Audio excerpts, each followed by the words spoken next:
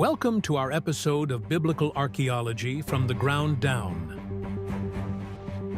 Sponsored by Bible Interact and hosted by Dr. George Sparks.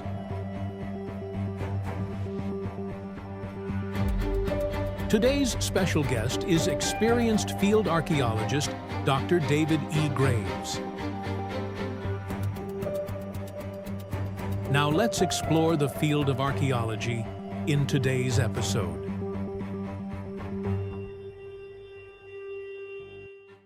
Good morning. My name is Dr. George Sparks, and my special guest today is Dr. David Graves. We got a very interesting podcast regarding what we call a balustrade stone. If you don't know what it is, well, after the program, well, you don't have to wait till after the program. You're going to find out now. But for more information, it's you can look it up. Easy peasy.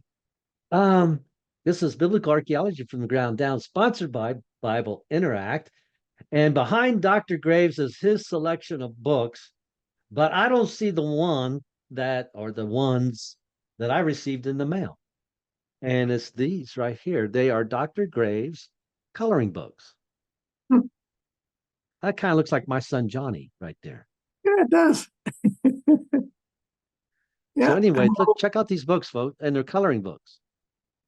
Yeah, they're something rather unique, I think. Chance to start your young people off with a little understanding of archaeology, and who doesn't want to all be a little Indiana Jones? Okay, right here you have, for instance, the Rosetta Stone. Yeah. Rosetta Stone. Now what we could do, we were talking before the podcast, was getting artifacts that have to do with the coloring book. Now, this is not an authentic one. This one, it's in the British Museum. Of course, the Rosetta Stone. And it has what? It has a hieroglyph. Demontic means the writing for the masses, or the more common writing of the Egyptians. And then Shorthand. There you go, shorthand. And then the bottom is Greek. We've got hieroglyph, Egyptian shorthand, thank you, and Greek. And it's going to be mentioned in Dr. Graves' coloring book. A lot of really cool, and I was going through it because I just received them in the mail. And let me see if I got, because I shuffled these around, I found that the amphora, if I can't find it. And I also do a write-up for children 6 years of age or older on it, on the artifact itself, giving a little explanation of what it means and items from the time periods, so children can learn as well as color. So, right, and here you have the Gezer calendar. Yeah, very early.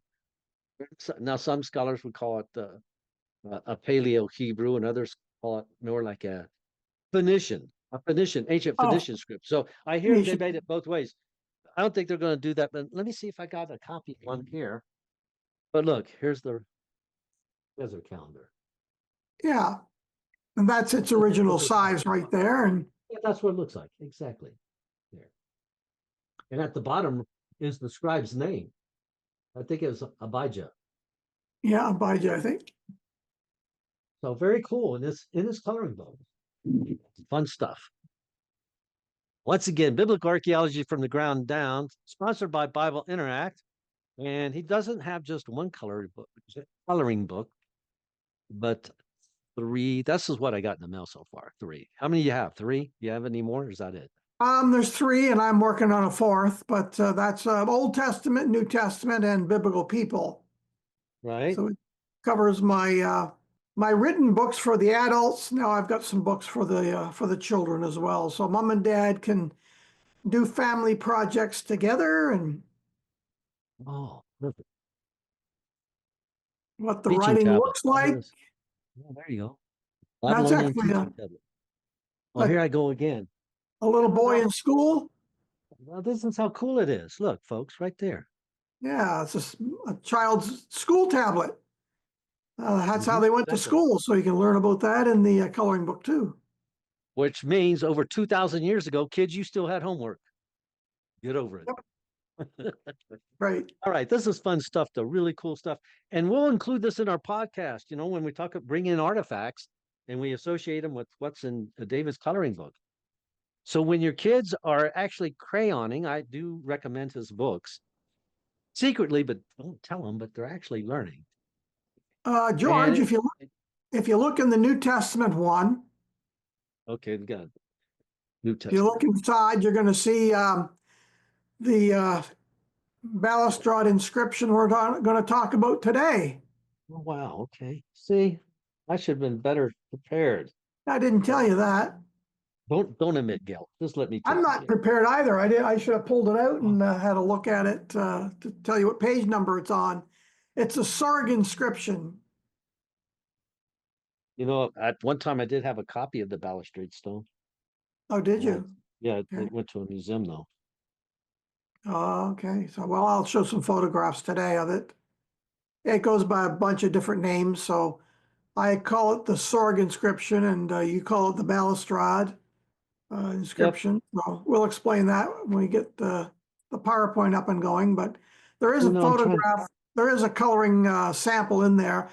I don't believe it has an index.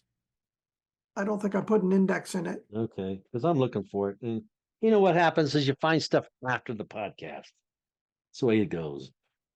Okay, let me see if I can find it real quick. They kind of look alike, don't they? Well, that's on purpose, but But okay, that's it was part of just, my problem there. I was in the wrong book. So don't go away, folks. I'll get it together. well, Everybody see it now? that's what we're going to be talking about today. So you can color Okay. the sheep Yeah. and the gate. Learn about the Soreg inscription for children at 6 years of age, and we'll explain it for the adults today. Mm-hmm. Cool stuff. I know the Museum of Archaeology and Biblical History, as I'm going through this, they don't have the exact same artifacts, but they got similar artifacts. You have a little diploma, citizen's diploma. I know they have one of those. And it actually mentions in Latin the word Palestine, because that's the Romans called it Palestine, right? So Right. anyway, okay, so we're going to talk about Soreg, Soreg. For me, it's easier to say balustrade because I'm from Ohio. No problem. All right, Dr. Graves, you you have a PowerPoint for this one or? Yes, I do. I'll get started and Righty. share here, and we can get going on. So here we have the Soreg inscription. No foreigner to enter within. So that's our subtitle. And I've done an AI depiction of what sort of entering into the temple area would have looked like. But here we have the Soreg inscription that I placed on the wall here on the right. And you'll notice that it's the letters are actually in red because they highlighted them in red. And we know that because we found some red paint on them. So there's the two Soreg inscriptions. The one on the left is found in the Archaeological Museum in Turkey. I've been there and seen that one. It's in Istanbul. And then we here on the right have the one that's in the Israel Museum, a piece of it that has been discovered. And so it's called the Soreg inscription, or the Temple Warning inscription, or the Temple Balustrade inscription. Now, the pictures here on the right are of the stones as they remain today at the base of the temple wall in Jerusalem. And so among some of these stones, they found this one that had an inscription on it, and then a partial fragment of a less well-known version. And this one was found in 1936 by J.H. Lilf during the excavations of a new road outside of Jerusalem's Lion Gate. And this one is the one from the Israel Museum. You can see the Greek letters here. Greek and Latin were used at the time, so they had it in two different languages actually, because they were bilingual. So here's the Soreg inscription. Here below we have the inscription numbers as they are known, because the inscriptions are all identified. So there are two different books that you can find it translated in. Discovered by Charles Clement Ganot, this French archaeologist, discovered in 1871. It's the only complete Soreg inscription, and it was discovered near the St. Stephen's Gate in northeastern corner of the Temple Mount. I showed some of those stones there from the Temple Mount region where these this stone was discovered. In Jerusalem here, of course, on our map, and then we have it taken by the Ottomans to Istanbul, where it now sits today in the Istanbul Archaeological Museum. So that's why this one wound up in Turkey, because of the Ottoman Empire at the time. And so the temple warning sign forbids the entry of Gentiles into the sacred space of the Jewish temple. So Clermont-Ganneau was shown a similar artifact at the monastery of Saint Saviour, which was later shown to be a forgery created by Martin Bolas. So once it became famous, once it became known, forgeries start to pop up. And of course, we know all about the forgeries, and George, maybe after the podcast, we'll talk about the forgeries maybe a little bit. Here we have an example, something popular, they make a copy and try and use it or sell it and put it in churches and so forth. So the identity of the hypothetical stranger or the foreigner remains ambiguous in this text, and some scholars believe it refers to all Gentiles regardless of their ritual purity status or their religion. Others argue that it refers to the unconverted Gentiles, since Herod wrote the inscription, so Herod himself was a converted Idumean or Edomite, was unlikely to exclude himself or his descendants from entering that temple area.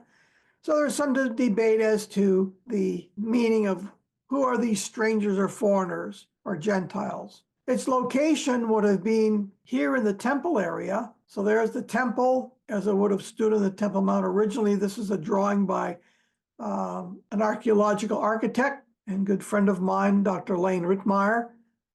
And this is all based on the archaeological evidence of the area.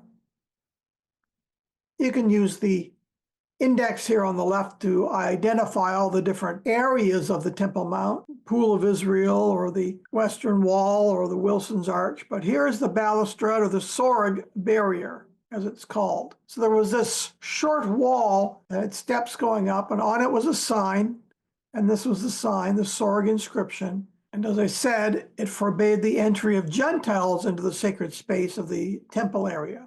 So Gentiles were not allowed to enter into the temple proper area. Josephus says, and he was a first century writer who actually witnessed the destruction of the temple in 70 AD and was a Roman and a Jew. And so he says, in the midst of which, that is the outer court, and not far from it, that is the temple, was the second enclosure to be gone up to by a few steps. This was surrounded by a stone wall, the Soreg, for a partition with an inscription which forbade any foreigner to go in under pain of death. It wouldn't be advisable to cross that wall entrance and enter into there if you were a Gentile, or otherwise you'd end up dead.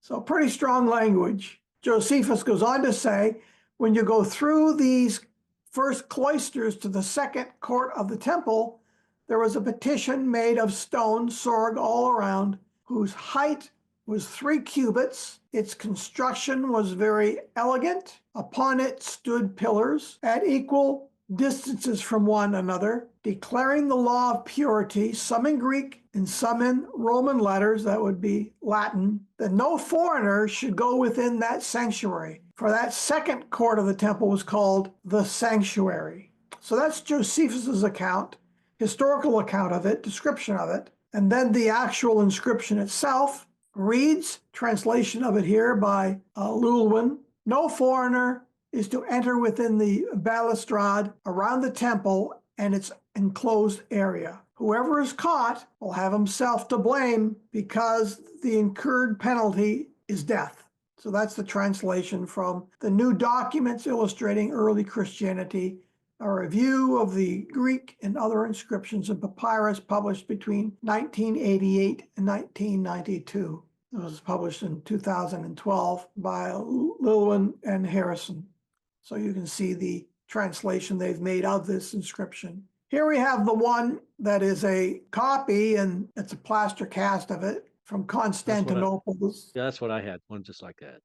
Well, I showed this one. This one is actually, I sent in from Constantinople, but the copy of this one is from the Museum of Roman Civilization in Rome. I put this one up because even though it's a copy, it shows the letters in red. Because as I mentioned at the beginning of the podcast, originally it was colored, and they know that because they found the red paint in the original inscription. It's worn away and weathered, but we can still see what it would have looked like. So the inscription also uses three terms referring to the temple architecture, which is kind of interesting. So in Greek, we have the to hieron, that is the holy place, the sacred area to which the forecourt would have led into. We also have the parabulos. This is a wall encompassing the holy terrace within the outer court, and the trifectos. It's as a stone barrier across the outer courts. I transliterate it, but a lot of times it's easier for me to read the Greek. The sign was intended to keep the foreigners or the Gentiles from entering the temple area, with the punishment being death for anyone who disobeyed. And we have a number of references here.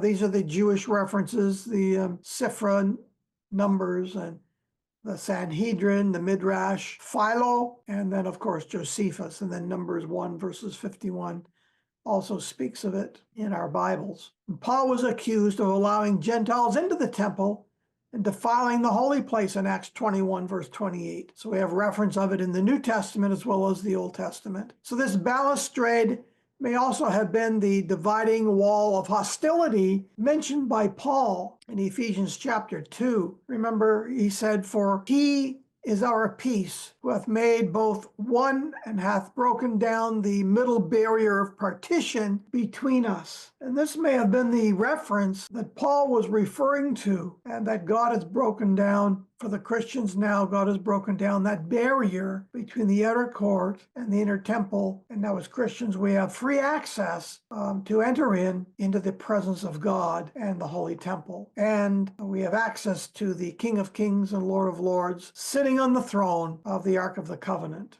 He has become our king now, and we have access to him, and we're not kept separate because of the work of Christ. Now we have free access now into that presence.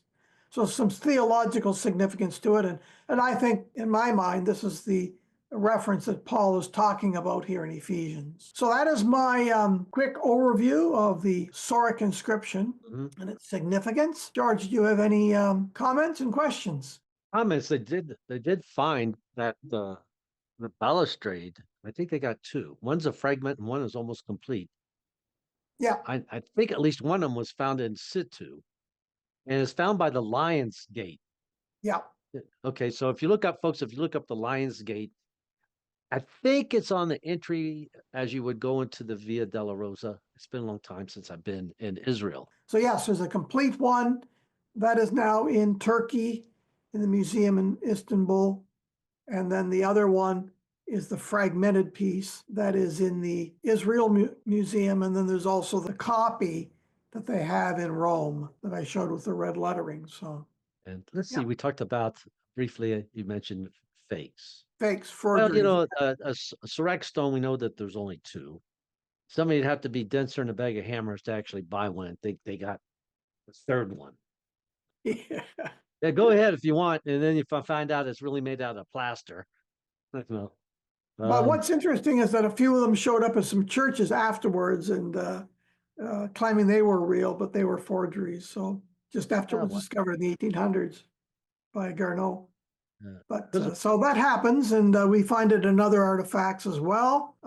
So you always have to be careful if you're in the market. They say, they bring you out this special one, this is real. And it may be, or it may probably be a forgery. So you have to be careful. And there's another side of that too, and that's an inscription that might be misrepresented. And we talked about this maybe a year ago when we talked about the Nazareth stone. Right. And I don't know if we came up with the same conclusion or mine varied a little bit from yours, but it was made out of marble and it was purchased back, I think, around 1850. It was actually purchased in Nazareth, right? By somebody that really wasn't an academic in the field, but they were told that it represented a warning that you cannot remove a corpse from a tomb by penalty of death. And some have claimed that is evidence of the resurrection, which It's not. It may refer back to those events, but yes. I guess that's why they call it the Nazareth stone, because it was found in Nazareth. Nazareth. Yes, they did analysis. I'm not going to say DNA. It's not DNA. It's a stone analysis. Okay, to find out the marble came from the island of Kos. If I'm not pronouncing that correctly, it's spelled Cos. And I guess in 20 BC there was an official there. I guess he was looked at as a tyrant, and they ransacked his tomb. And I think his name was Nicias of Cos, Kos. That's a Kos. Because this was fly by night right here, right? If I could Google it and say, how do you say Cos? But so folks can check the podcast we did earlier on the right. Nazareth stone. Also, there's been a lot of debate on the pomegranate. So Yes, the pomegranate. And I some think claim I got that a could be little. forgery. I don't think I took that back to the museum. Maybe I did. Hey, wait a second, folks. There you go. I'll hold it up, see if people can see that. Yeah, there's the little pomegranate, the ivory pomegranate, and The ivory pomegranate is supposed to say "Holy to the priest of Yahweh" or Yah, because and part of it was folks, broken off. Yes. if you want to have a look in the Old Testament coloring book, there's That's a right. It's in the photograph coloring of it book. there, or not a photograph, but a coloring plate for the children to color it. So I've Right. blown it up pretty big, but If this will work. Oh, I was hoping it would work. Good enough, right? oh, that's good enough. That's Okay, great. you ready? Here we come. Okay. Okay, George, I see you're back magically. Great how video editing works, but you're holding a building in your hand. It's a model of Herod's temple, and I think it's one of the nicest models I ever actually seen. And that's why I got it for the museum. But you were talking about balustrade. So here you can probably see where it was positioned, or they were positioned, according to this model. Josephus said something about the steps before you enter into the court of the women. The court of the women is right here. Let's just see it. And then you have four chambers. One is the chambers of oils and woods. One's the chamber of leopards, people that are sick, chamber of leopards. And then there's another one. I said woods, oils. I'm lost. Storage rooms there in the corners. Right. Also, George, I'll put up a photograph. I had a large painting commissioned years ago for my Scroll, the Multimedia Study Bible of the temple area. And I had it commissioned by an artist, and he shows it looking over the top of the wall, looking down into the court. So I'll put the photograph of that up as well, give people an idea of what it looked like inside. But that's a beautiful model. Right there's where the sorek would be, or your balustrade on each side. See that little doorway right there? Right coming there. up? Yeah. My finger's pointing down towards it right there. Yeah. On each side would be a balustrade stone. And it's also on the reverse. The reverse side's the same. You see another one right here. Okay, of course it is a model. Let me hold it up so you can see David's talking about. There you go. Okay, the court of the women, and then you got is it called the Nicanor or Nicanor gate? Yeah, Nicanor. Man, for some reason it skips me. The court of the oils, the court of the woods, the court of the leopards, and there's one more, and I can't remember it. But isn't that cool? You can see all the little columns and everything. And then you got the altar in there. You can see the incline. It doesn't have steps. It's inclined. And it wasn't just, there wasn't one sign. You have entrance on both sides. Yes. So steps going up on both sides. Now, it's difficult. It's kind of difficult to see what it looked like from Lane Ridmeyer's drawing. It looks like it's inside, but you're showing people the model really helps to get people oriented. Okay, but anyway. How they would have entered into the temple area. So you would have had an entrance and two signs on that side. Maybe more. 1, 2, yeah, there you go. And then on the other side, you would have had two going up the other side. I'm not going to turn it around. No, that's fine. But just for people to understand, that's why. Okay, then. That's why we have a number of different copies, and there's a piece from one, and then there's the whole one from another. So. Right. Oh, wow. This thing is heavy, David. I didn't plan on doing that. What's the scale on that, George? You know offhand or? I haven't. It came with the scale, but I don't remember. This thing is. Okay, I've had it for like 25 years now, and I right. can't even remember what I had for breakfast. Beautiful. It is cool. I'm glad I get to share it with everybody. Yeah, But it took well, it kind a of lot puts of it in historical context. right, absolutely, a lot of fun.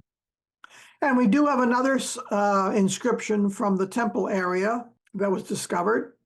We've already had a Others, podcast on that, and that was others. the place of the trumpet. Oh yes, that was not on the temple. That was in the Temple Mound, southwest of the wall, right? Then you had Solomon's Stoa. You had the court of the Gentiles that would be out in this area, and then you had Solomon's Stoa, and then you had a higher place of elevation, and there you had the place of the trumpeting, and it was actually found in situ in what they call the archaeological park. Today it's called the archaeological park. Yeah, not far from where that inscription we showed today was discovered. Mm-hmm. So So there you go. we have some writing and some artifacts from the New Testament period and Old Testament periods. I got a leaf in here. Look at this. A leaf fell. I don't smoke winter. Don't let the people get.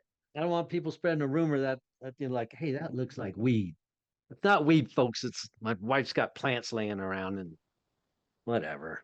You better leave that alone. I got to leave it. Very good. All right. I wish I would have said that, but I didn't. I didn't know Bob Marley visited the temple.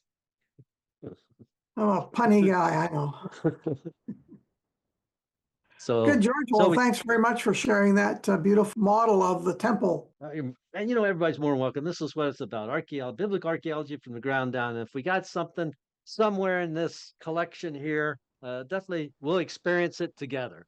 Even if it's impromptu, all of a sudden type, and then we get it together. And then also explorers of the lost vaults, plural.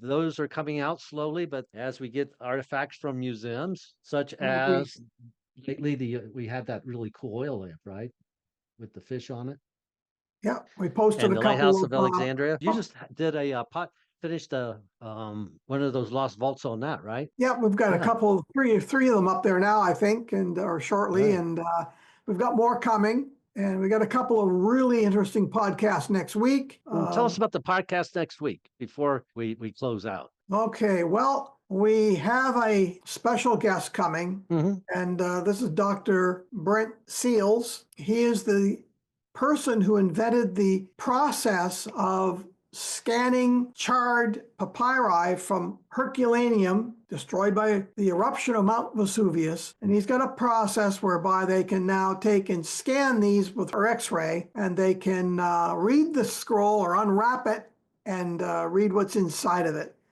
And so we're going to have him on telling us his story of how he developed this, its importance for archaeology, and it's going to be a pretty exciting podcast. And then we have another doctor coming next week as well. On Tuesday, Dr. Mark Chavalis, and he's a Mesopotamian scholar, professor for many years, teaching it. Reads Sumerian and Akkadian and a whole bunch of ancient dead languages, but he's going to talk about women from Mesopotamia and the primary source materials. That's going to be pretty interesting to understand what do we really know about women from Hey, and if you ancient. could use this as a reminder that when you edit this, put up his book. You sent me a cover plate of his book, and Yeah. so that people could see it, what you're talking about. Yeah. And then I bought a book. I think it was probably an update. And it's got a different cover. Okay. But it looks really, really interesting. And we're going to, once again, it's going to be Women of Ancient Mesopotamia, something along that line. That's right. And Yes. that's going to be cool. So if you're a guy, get your girlfriend, your wife, your kids, if you want to listen to women in Mesopotamia and find out what all that's about. I think it'll be a lot of fun. Maybe he's going to talk about not just women's role in Mesopotamia, women's role in, you could say, the ancient cults of Mesopotamia. That would be interesting. See how many different angles can come up. And we don't know really. We've portrayed a lot of views of women Mm-hmm.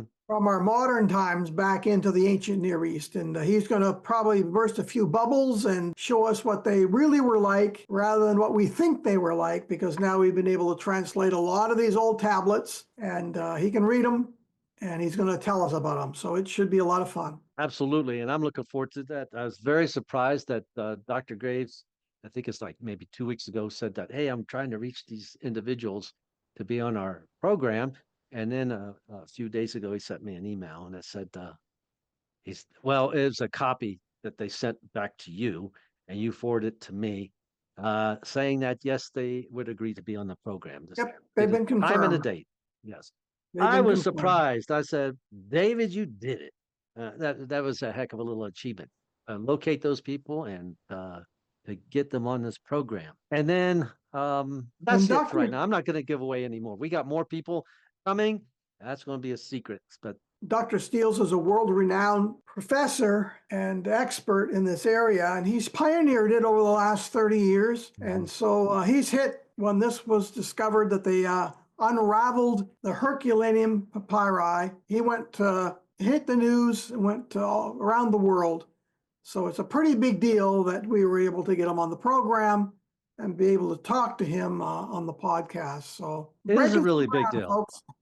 Right. Matter of fact, I think I read, this is brief, that Elon Musk was giving some kind of an award of $700,000. What was that about? Do you remember that? Oh yes, yeah. We'll be talking to him about this. There you go. One of his students won the Elon Musk competition. It's actually another fellow by the name of Nat who headed up their Vesuvius competition.